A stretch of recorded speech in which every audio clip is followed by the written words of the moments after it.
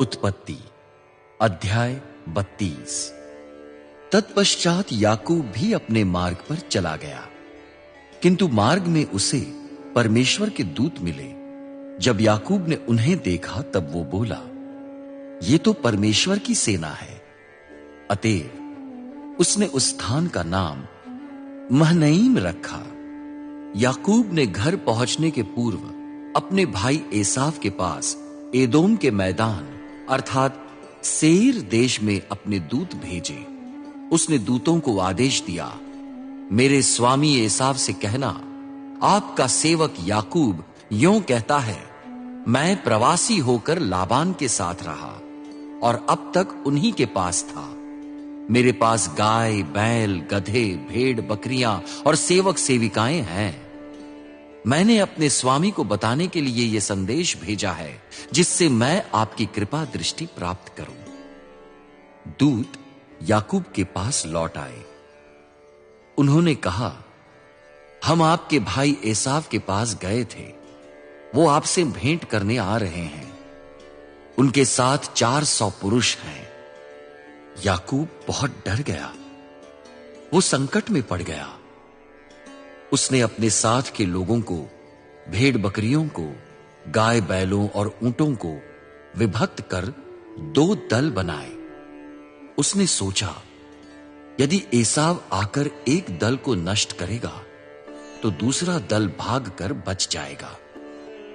याकूब ने परमेश्वर से प्रार्थना की, मेरे दादा अब्राहम के परमेश्वर, मेरे पिता इसहाक के परमेश्वर, हे प्रभु, तूने मुझसे कहा था, अपने देश, अपने जन्म स्थान को लौट जा। मैं तेरे साथ भलाई करूंगा। जो करुणा और सच्चाई तूने अपने सेवक पर की है, उसके लिए मैं सर्वथा अयोग्य हूं। जब मैंने ये यरदन नदी पार की थी, तब संपत्ति के नाम पर मेरे पास मात्र 1 लाठी थी, किंतु अब मैं इतना समृद्ध हूं कि मैं 2 दलों में विभक्त हो लौट रहा हूं। कृपया मुझे मेरे भाई एसाव के हाथ से मुक्त कर। मैं उससे डरता हूं, ऐसा ना हो कि वो आकर हम सबको, बच्चों समेत माताओं को मार डाले। तूने कहा था, मैं तेरे साथ भलाई करूंगा और तेरे वंश को समुद्र के रेत कणों के सदृश असंख्य बनाऊंगा, जिनका अधिकता के कारण गिनना असंभव होता है। याकूब ने वो रात वही व्यतीत की। उसने अपने भाई एसाव को भेंट में देने के लिए अपनी समस्त संपत्ति में से ये पशु चुने, 200 बकरियां, 20 बकरे, 200 भेड़े, 20 मेढ़े, अपने अपने बच्चों समेत 30 दुधारू ऊंटनियां, 40 गायें, 10 बैल, 20 गधइयां और 10 गधे। याकूब ने इनके अलग अलग झुंड बनाकर उनको अपने सेवकों के हाथ में सौंप दिया और उनसे कहा, तुम लोग मुझसे पहले प्रस्थान करो, झुंडों के बीच में पर्याप्त दूरी रखना। तत्पश्चात उसने आगे वाले झुंड के रखवाले को आदेश दिया, जब तुम्हें मेरे भाई एसाव मिले और वो तुमसे पूछे, तुम किसके सेवक हो, तुम कहां जा रहे हो, ये तुम्हारे सामने किसके पशु हैं, तब तुम कहना, ये आपके सेवक याकूब के पशु हैं। उन्होंने अपने स्वामी एसाव को भेंट के रूप में इनको भेजा है।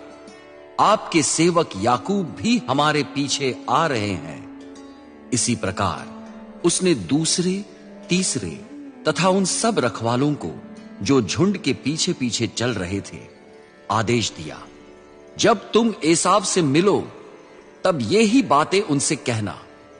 ये भी कहना, आपके सेवक याकूब हमारे पीछे आ रहे हैं। वो सोचता था, संभवतः मैं अपने आगे जाने वाली भेंट के माध्यम से एसाव का क्रोध शांत कर सकूं। इसके पश्चात मैं उनका दर्शन करूंगा, कदाचित वो मुझे स्वीकार करें। अतः उसने भेंट अपने पहले ही भेज दी और वो स्वयं उस रात पड़ाव पर रह गया। याकूब उसी रात उठा। उसने अपनी दोनों पत्नियों और दोनों सेविकाओं एवं 11 पुत्रों को लेकर यब्बोक नदी का घाट पार किया। उसने उन्हें नदी के पार भेज दिया। जो कुछ उसके पास था उसे उसने नदी के पार भेज दिया। याकूब अकेला रह गया। एक मनुष्य आया और वो उससे प्रातःकाल तक लड़ता रहा। जब उस मनुष्य ने देखा कि वो याकूब को पराजित नहीं कर सकता, तब उसने याकूब की जांघ के जोड़ को स्पर्श किया। अतः उससे लड़ते लड़ते याकूब की जांघ का जोड़ उखड़ गया। उस मनुष्य ने कहा, मुझे जाने दे, सवेरा हो रहा है। याकूब बोला, जब तक तू मुझे आशीर्वाद नहीं देगा मैं तुझे नहीं जाने दूंगा। उसने पूछा, तेरा नाम क्या है? याकूब ने उत्तर दिया, याकूब। तब वो बोला, अब तेरा नाम याकूब ना होगा वरन इज़राइल होगा, क्योंकि तूने परमेश्वर और मनुष्य से लड़कर विजय प्राप्त की है।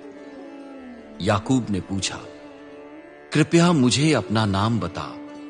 उसने कहा, तूने मेरा नाम क्यों पूछा? तत्पश्चात उसने याकूब को आशीर्वाद दिया।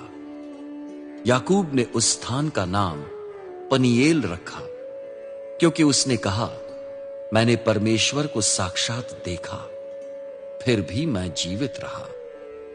जब याकूब ने पनीएल से प्रस्थान किया, तब वो अपनी जांघ के कारण लंगड़ा रहा था और सूर्य उस पर चमकने लगा था।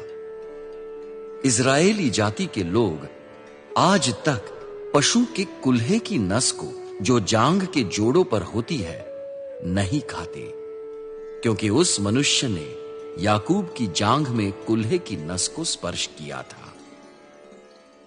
आप सभी को जय मसीह की। इस वीडियो को देखे जाने और सुने जाने से प्रभु यीशु मसीह आप सभी को आशीष दे।